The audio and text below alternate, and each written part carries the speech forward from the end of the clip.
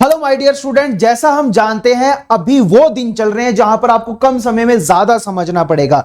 इसीलिए मैं आपके लिए रैपिड रिवीजन लेके आया हूं ह्यूमन आई चैप्टर की, जहां पर मैं ये मान के चल रहा हूं आपने ह्यूमन आई चैप्टर एक बार पढ़ लिया है। हम रैपिडली रिवाइज करेंगे इसके हर एक कॉन्सेप्ट को। तो सबसे पहले चलते हैं, हमारा जो फर्स्ट कॉन्सेप्ट है जो है आपकी आई। सबसे पहले आपको पता होना चाहिए जो हमारी आई है वो हमारे बॉडी का सबसे ज्यादा सेंसिटिव पार्ट है। इसमें जो सबसे इंपॉर्टेंट या सबसे पहला पार्ट जो आता है वो होता है हमारे पास कॉर्निया, सबसे हार्डेस्ट पार्ट हमारी आई का, और ये लाइट को बेंड करके हमारी आई की तरफ मोड़ना शुरू कर देता है।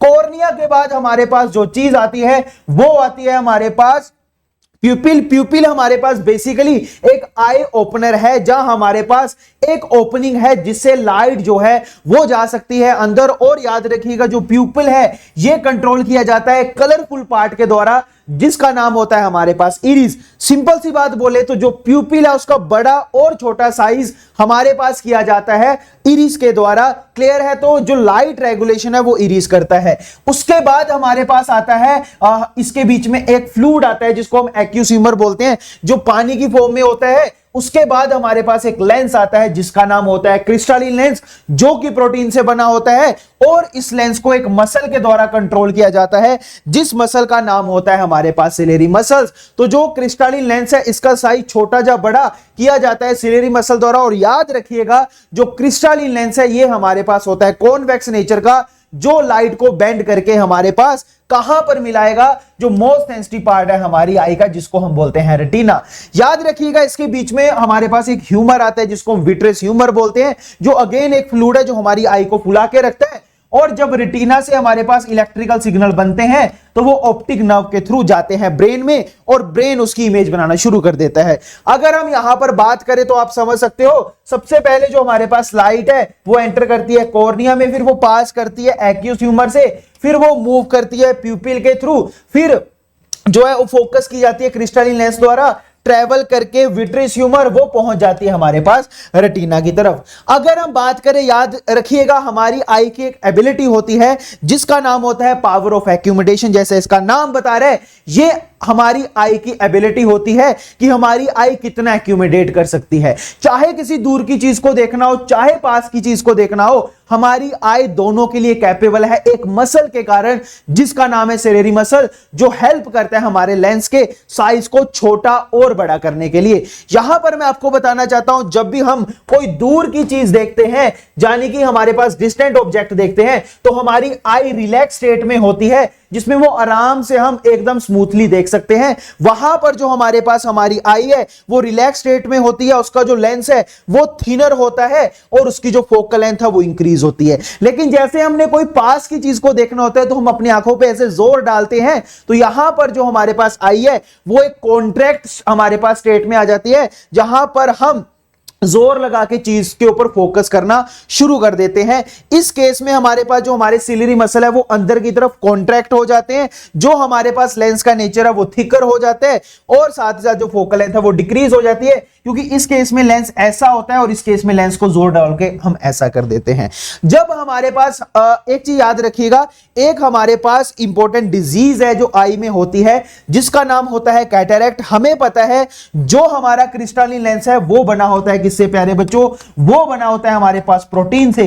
जब कोई आदमी बूढ़ा हो जाता है या एज के साथ, जहां हमारे पास मसल लॉस के कारण जो हमारे पास क्या कहते हैं प्रोटीन होता है वो टिपक टिपक के हमारे लेंस के बीच में भरना शुरू हो जाता है। तो जब हमारे मसल अच्छे से काम नहीं करते, वो प्रोटीन को अच्छे से पकड़ के नहीं रख पाते, जिसके कारण जो प्रोटीन है वो धीरे धीरे हमारे लेंस के बीच में भरना शुरू हो जाता है। यहां पर नॉर्मल आई तो ऐसे होती है, लेकिन जब प्रोटीन हमारे लेंस के बीच में भर जाता है तो वो ऐसे व्हाइट कलर लेना शुरू कर देता है, जो कि काफी ज्यादा डेंजरस है, क्योंकि इससे हमारे विजन को भी प्रॉब्लम हो सकती है, परमानेंट लॉस भी हो सकता है। और इसका सोल्यूशन सिर्फ एक है, जो है हमारे पास सर्जरी। याद रखिएगा, जब भी हमारे पास हमारी एक्यूमुलेशन पावर खत्म हो जाती है, या सिंपल सी बात बोले हमारे जो आईज है वो कैपेबल नहीं होती क्या करने के लिए, एक्यूमिडेट करने के लिए चीजों को, यानी दूर और पास की चीजों को देखने के लिए, तो दो डिफेक्ट हमारे पास अराइज होते हैं। एक होता है हमारे पास मायोपिया और एक होता है हाइपरमेट्रोपिया। मायोपिया बेसिकली हमारे पास होती है नियर साइडनेस, यानी कि हम पास का तो अच्छे से देख पाते हैं लेकिन दूर का नहीं देख पाते। हमें पता है, अगर आप यहां पर डायग्राम से समझो तो आपको समझ आ जाएगा। नॉर्मल आई में हमारे पास क्या होता है कि जो हमारे पास लाइट है वो कहां पर जाके मिलती है, वो जाके यहां पर मिलती है हमारे पास एक पॉइंट के ऊपर, रेटिना के ऊपर, तब हमें एक्चुअल में इमेज दिखाई देती है। लेकिन मायोपिया में क्या होता है हमारे पास कि जो लाइट रेज हैं वो रेटिना के पहले ही मीट कर जाती हैं। अब इसका क्या कारण है ये समझना जरूरी है। याद रखिएगा, मायोपिया के केस में ऐसा माना जाता है जो हमारा आई बॉल है, ये जो हमारा आई बॉल है इसका साइज बढ़ जाता है, जिसके कारण रेटिना किधर खिसक जाता है, पीछे बिहाइंड खिसक जाता है, जिसके कारण हमारे पास लेंस तो उतना ही कैपेबल है अभी भी लाइट को वहीं पर मिलाने के लिए, लेकिन हमारे पास आई बॉल का साइज बड़ा होने के कारण जो हमारे पास ये पॉइंट है ये पीछे खिसक जाता है, रेटिना का पॉइंट, जिसके कारण हमें अच्छे से दिखाई नहीं देता। दूसरा कारण है इसका हमारे पास फोकल लेंथ का कम हो जाना। क्लियर है? तो दो कारण है हमारे पास मायोपिया के।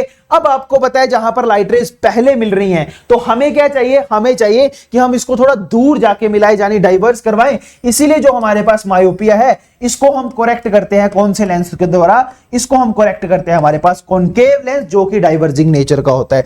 इसी का डिटो उल्ट जो हमारे पास होता है वो होता है हमारे पास हाइपरमेट्रोपिया, जिसमें हमारे पास क्या होता है कि जैसे इसमें आई बॉल का साइज बड़ा हुआ था, उसमें जो हमारे पास आई बॉल है उसका साइज छोटा हो जाता है, जिसके कारण हमारे पास जो रेटिना है वो आगे आ जाता है और फोकल लेंथ वहां पर बढ़ जाती है, जो कि आप यहां पर देख सकते हो। नॉर्मल विजन में बेसिकली क्या होता है हमारे पास की इमेज हमेशा फोकल पॉइंट है जो वो रेटिना के ऊपर होता है, लेकिन आई बॉल का साइज बड़ा होने के कारण जो इसका फोकल पॉइंट है वो किधर खिसक जाता है, पीछे, जिसके कारण जो लाइट रेज है वो हमारे पास क्या मिल रही है, थोड़ी दूर जाके मिल रही है। हमें क्या चाहिए, इसको पहले मिलाना पड़ेगा। तो पहले मिलाने के लिए आपको पता है हम कौन सा लेंस यूज कर सकते हैं, हम यहां पर हम यूज कर सकते हैं कौन सा लेंस, कन्वर्जिंग लेंस यानी कॉन्वेक्स लेंस। क्योंकि आई बॉल का साइज छोटा हो गया है तो जो हमारे पास हमारा रेटिना है वो किधर खिसक गया, पीछे खिसक गया है। क्लियर है? तो यहां पर मुझे क्या चाहिए, ठीक है, तो यहां पर मेरे पास जो आई बॉल है उसका साइज छोटा हो गया है, जिसके कारण जो लाइट रेज है वो थोड़ी दूर जाके मिल रही हैं। अब मुझे क्या चाहिए, मुझे उसको पहले मिलाना पड़ेगा। देखिए जो लाइट रेज है वो किधर मिल रही है, थोड़ी दूर जाके। क्यों? क्योंकि यहां पर जो रेटिना है वो किधर खिसक चुका है, आगे। तो यहां पर मैं अगर कॉन्वेक्स लेंस का यूज कर दूंगा तो ये उसको कन्वर्ज करके एग्जैक्ट उसी पॉइंट के ऊपर मिला देगा। तो याद रखिएगा, मायोपिया में हमारे पास जो आई बॉल है उसका साइज बड़ा हो जाता है, लेकिन जो हमारे पास हाइपरमेट्रोपिया है इसमें आई बॉल का साइज छोटा हो जाता है, उसमें फोकल लेंथ कम हो जाती है, इसमें फोकल लेंथ ज्यादा हो जाती है। ये आप दोनों में चीजें समझिएगा। यहां पर करेक्टनेस बताई हुई है कि यहां पर कॉनकेव लेंस यूज किया है और यहां पर यूज किया है कॉन्वेक्स लेंस। अगर हम आगे चले तो एज के साथ हमारे पास एक डिफेक्ट अराइज होता है जो सिलेरी मसल के अच्छे से काम करने के कारण होता है। जब हमारे पास बूढ़े हो जाते हैं तो हमें पता है नॉर्मली जो हमारी मसल स्ट्रेंथ है वो लूज हो जाती है, जिसके कारण हमारे मसल अच्छे से कॉन्ट्रैक्ट और रिलैक्स नहीं कर पाते, जिसके कारण एक डिजीज अराइज होती है जिसका नाम होता है प्रेसबायोपिया। बेसिकली इसमें जो हमारे पास हमारे मसल है वो हमारे लेंस को अच्छे से कॉन्ट्रैक्ट और रिलैक्स नहीं करवा पाते, जिसके कारण जो बूढ़े आदमी है वो पास का और दूर का अच्छे से नहीं देख पाते। इसी कारण इनको एक ऐसा चश्मा लगता है जो दोनों काम के लिए आता है, जिसमें यहां पर एक लेंस होता है और एक लेंस यहां पर होता है। तो ये बेसिकली हमारे पास जो डिफेक्ट है ये होता है प्रेसबायोपिया। अगला जो हमारे पास टॉपिक है वो है रिफ्रैक्शन थ्रू प्रिज्म। जैसे इसका नाम बता रहा है, यहां पर प्रिज्म के थ्रू रिफ्रैक्शन होगी। रिफ्रैक्शन का मतलब आपको पता है लाइट का बेंड हो जाना। प्रिज्म आपको पता है हमारे पास एक ऐसी शेप है जो बनती है दो ट्राइंगल्स और तीन रेक्टेंगल्स को कंबाइन करके। तो नॉर्मल सी बात है, आपको पता है जब लाइट यहां पर आएगी तो वो रेयर मीडियम से डेंसर जा रही है। यहां पर मैं क्या लगाऊंगा, नॉर्मल, तो वो टुवर्ड्स नॉर्मल मुड़ेगी। यहां पर अगेन मैं नॉर्मल लगाऊंगा तो आपको पता है वो डेंसर से रेयर जा रही है तो अवे नॉर्मल मुड़ जाएगी। अगर इसका मैं यही पाथ एक्चुअल में कंटिन्यू करूं तो बिना मुड़े हुए ये ऐसी जाती, और अगर मुड़ी हुई का मैं पाथ वापस एक्सटेंड करूं तो ये ऐसे है। तो मुझे पता चल रहा है ये अपने एक्चुअल पाथ से इतना डेविएट हो चुकी है, इसीलिए इसको हम एंगल ऑफ डेविएशन बोलते हैं, यानी कि डेल्टा। ये जो दो ट्राइंगल्स की रेक्टेंगल्स के बीच में एंगल आता है इसको बोलते हैं एंगल ऑफ प्रिज्म। जिस एंगल से वो टकराई है वो होगा एंगल ऑफ इंसिडेंस, जिस एंगल से वो रिफ्रैक्ट हुई है वो होगा एंगल ऑफ रिफ्रैक्शन, जिस एंगल से अगेन यहां पर टकराई है वो हमारे पास इंसिडेंस, और जिससे बाहर निकल रही है उसको हम बोल सकते हैं एंगल ऑफ इमर्जेंस ए। तो ये हमारे पास जो है ये है रिफ्रैक्शन थ्रू प्रिज्म, यानी जब भी लाइट प्रिज्म से पास होती है तो वो बेंड जरूर होती है, जो हमारे पास कौन बताता है उसका डेविएशन एंगल यानी कि डेल्टा। अगर हम आगे चले तो आगे एक और प्रोसेस है हमारे पास जिसका नाम होता है डिस्पर्जन, नाम इसका बता रहा है हमारे पास फैलना।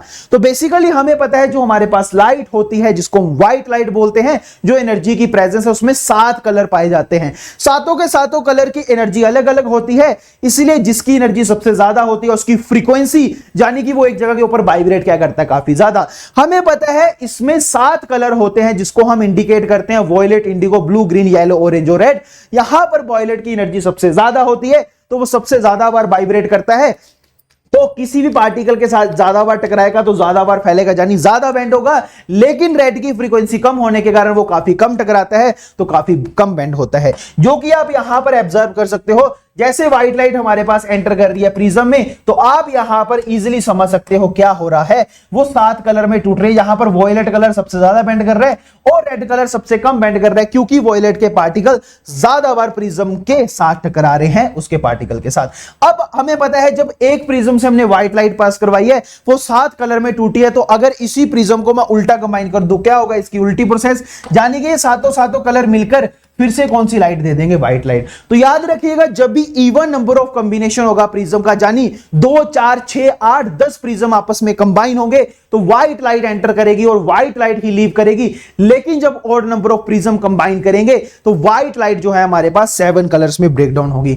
अगली जो हमारे पास नाम है वो है रेनबो फॉर्मेशन। आपने देखा होगा जब भी बारिश होती है जहां तुरंत बारिश के बाद हमें एक कलरफुल पैटर्न दिखता है आसमान में जिसका नाम होता है हमारे पास रेनबो। मेन समझने की बात है ये रेनबो बनता कैसे है। जस्ट अभी हमने पढ़ा है एक प्रोसेस जिसका नाम है डिस्पर्जन, जो हमें बताती है जब भी व्हाइट लाइट पास होती है कहां से, प्रिज्म से, तो वो 7 कलर में ब्रेकडाउन हो जाती है। तो ऐसा मान लीजिए जब भी बारिश होती है, जब बारिश होने के तुरंत बाद जो एयर हमारे पास वाटर ड्रॉप्स है वो कहीं ना कहीं कहां पर रह जाते हैं, एयर में। तो वो जो वाटर ड्रॉप है वो किसकी तरह एक्ट करते हैं, प्रिज्म की तरह, जिसके कारण वो व्हाइट लाइट को 7 कलर में ब्रेकडाउन कर देते हैं।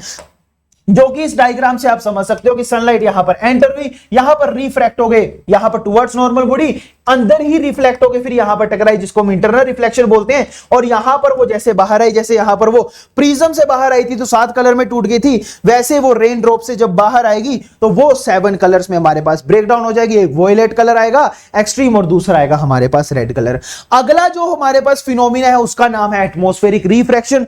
नाम हमें पता बता रहा है यहां पर। एटमॉस्फेयर का मतलब ही क्या होता है, एटम्स का स्फीयर, यानी गैसेस का एक स्फीयर जो हमारे आसपास बना हुआ है, और रिफ्रैक्शन का मतलब ही क्या होता है, लाइट का बेंड होना। हमें पता है जब भी हम नीचे से ऊपर चलते हैं तो हमारे पास जो ग्रेविटी है उसकी वैल्यू कम होना शुरू हो जाती है, जिसके कारण सबसे ज्यादा बड़े पार्टिकल नीचे होते हैं क्योंकि ग्रेविटी ज्यादा खींचती है। ऊपर जाते जाते पार्टिकल का साइज छोटा होता जाता है और वो एक दूसरे से दूर जाते जाते हैं, और एक टाइम ऐसा आता है जब हमारे पास एयर के पार्टिकल प्रेजेंट ही नहीं रहते, उस कंडीशन को हम बोलते हैं वैक्यूम। हमें पता है जब भी लाइट आती है ऊपर से नीचे वैक्यूम से ट्रेवल करती है तो धीरे धीरे नीचे आते हैं, उसका रिफ्रैक्टिव इंडेक्स यानी एन बढ़ना शुरू हो जाता है। तो यानी कि एन नीचे चलते चलते हमारा बढ़ना शुरू हो जाता है, जिसके कारण लाइट यहां पर बेंड होती हुई आती है टुवर्ड्स नॉर्मल। इसी का नाम होता है एटमॉस्फेरिक रिफ्रैक्शन। सबसे ज्यादा ये जो एटमॉस्फेरिक रिफ्रैक्शन है ये कंडीशन में देखी जाती है जिसको बोलते हैं हम ट्विंकलिंग ऑफ स्टार, यानी तारों का टिमटिमाना, जो कि आप रात को इजीली आपने देखा होगा कि जब भी रात को आप मजे से चिल कर रहे होते हो अपनी छत के ऊपर, और छत के ऊपर देखते देखते आपको एक प्यारा सा स्टार दिखता है, जैसे आप उसके ऊपर फोकस करते हो तो आपको दिखता है भैया ये अपनी पोजीशन चेंज करना शुरू कर देता है।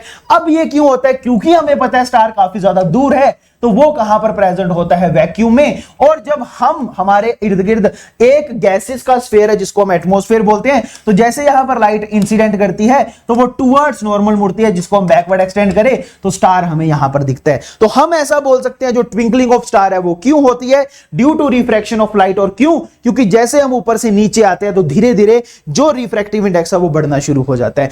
आगे हमारे पास जो अगला कॉन्सेप्ट है वो है advance sunrise and delay sunset. बड़ा सिंपल सा कॉन्सेप्ट है जो हमें बता रहे हैं कि सन चढ़ने से पहले, राइज होने से 2 मिनट पहले हमें दिख जाता है और डूबने से 2 मिनट बाद हमें पता चलता है कि वो डूब गया। तो ये क्यों होता है? बड़ा सिंपल सा कारण है। हमें पता है कि जब भी सनराइज और सनसेट होता है तो सन हमसे सबसे ज्यादा दूरी पे होता है, जिसको हम होराइजन बोलते हैं। तो उसके आने से पहले ही सन की लाइट आ जाती है जो कि यहां पर टकराती है। तो यहां पर हमें नॉर्मल लगाना पड़ेगा, टुवर्ड्स नॉर्मल मुड़ेगी तो बैकवर्ड एक्सटेंड करेगा तो सन हमें यहां पर दिखेगा कितने मिनट एडवांस? 2 minute advance. यही हमारे पास सनसेट के दौरान होता है। जब सन यहां पर होता है तो यहां पर लाइट इंसिडेंट करती है, हम नॉर्मल लगाते हैं तो टुवर्ड्स नॉर्मल जब ये मुड़ता है तो इसको अगर बैकवर्ड एक्सटेंड करें तो हमें यहां पर सन दिखाई देता है। तो ये जो एडवांस हमारे पास सनराइज और डिले सनसेट है, ये भी किसके कारण होता है? Due to atmospheric refraction.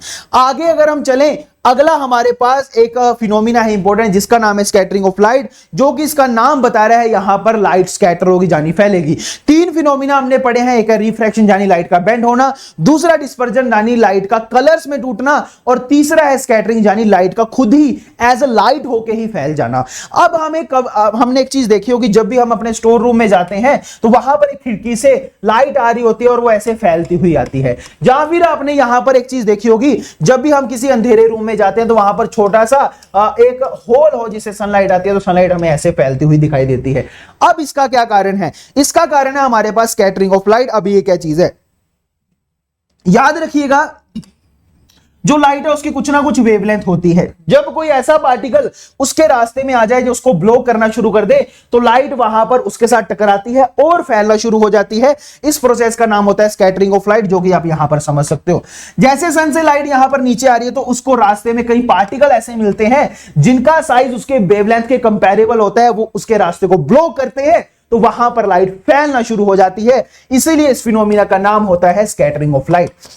याद रखिएगा, ये जो पार्टिकल्स होते हैं इनका साइज हमारे पास होता है कितना 1 नैनोमीटर से 1 माइक्रोमीटर, इसीलिए इनको हम बोलते हैं कोलाइडल पार्टिकल। आगे हम चले तो इसी के ऊपर बेस्ड एक इफेक्ट है जिसका नाम होता है टिंडल इफेक्ट, जो हमें क्या बताता है, जब भी फ्लैश लाइट हम नॉर्मल पानी में मारते हैं तो वहां पर हमें लाइट फैलती हुई नहीं दिखती। जैसे ही उस पानी के बीच में हम पाउडर, आटा, जाम मिल्क डाल देते हैं तो वहां पर लाइट का पाथ विजिबल हो जाता है। बड़ा सिंपल कारण है, क्यों? क्योंकि वहां पर अब जो पार्टिकल है उनका साइज बढ़ चुका है और वो उनके पास इतनी औकात है कि वो लाइट को रोकें और फैला के दिखाएं, तो इसका नाम होता है टिंडल इफेक्ट। आगे आगे हमारे पास जो क्लाउड्स है, कहीं व्हाइट होते हैं और कहीं ब्लैक होते हैं। इसका क्या कारण है? बड़ा सिंपल कारण है, जो व्हाइट क्लाउड है इसके बीच में पानी प्रेजेंट होता है, जिसके कारण ये जो क्लाउड है ये लाइट को क्या करते हैं, सारे के सारे कलर्स को यहां पर वो मोड़ना शुरू कर देते हैं। याद रखिएगा, हमें वही कलर दिखाई देता है जो हमारे पास लाइट द्वारा मुड़ता है, जो पार्टिकल द्वारा मुड़ता है। जो कलर नहीं मुड़ते वो एज इट आगे निकल जाते हैं। जैसे हमें पता है हमारा जो आसमान है हमें वो नीला दिखाई देता है, क्यों?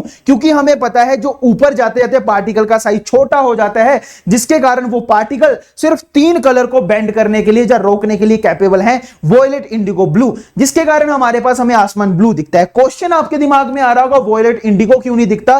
क्योंकि उनकी वेवलेंथ काफी कम है, जिसके कारण वो हमारी आंखों तक पहुंच नहीं पाते। हमें सिर्फ ब्लू कलर दिखाई देता है क्योंकि उसकी वेवलेंथ उतनी है कि वो हमारी आंखों तक इजीली पहुंच पाए, और साथ ही साथ वो जो पार्टिकल है वो कैपेबल है ब्लू कलर को क्या करने के लिए, बेंड करने के लिए।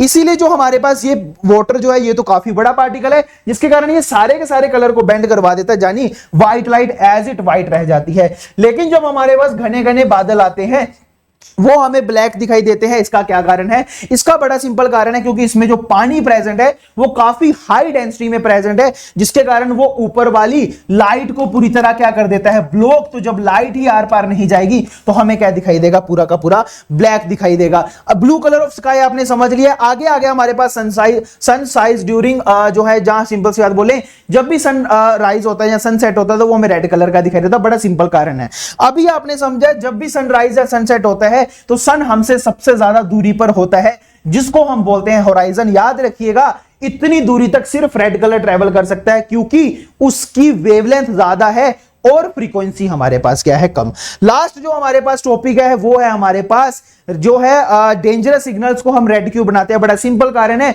क्योंकि हमें पता है दूर तक सिर्फ एक ही कलर जा सकता है जो है हमारे पास रेड कलर, इसलिए डेंजर सिग्नल को हम रेड बनाते हैं ताकि दूर से ही हमें खतरे का पता चल जाए। रैपिड रिवीजन अगर अच्छी लगी तो कमेंट सेक्शन में थम्स अप जरूर करना, साथ ही साथ मुझे फीडबैक देना और यह बताना कि अगला रैपिड रिवीजन आपको किस चैप्टर का चाहिए। जो प्रॉब्लम आ रही है उसको कमेंट सेक्शन में जस्टिफाई जरूर करना। मिलेंगे एक और नई रैपिड रिवीजन के साथ, तब तक अपनी प्रिपरेशन जारी रखें।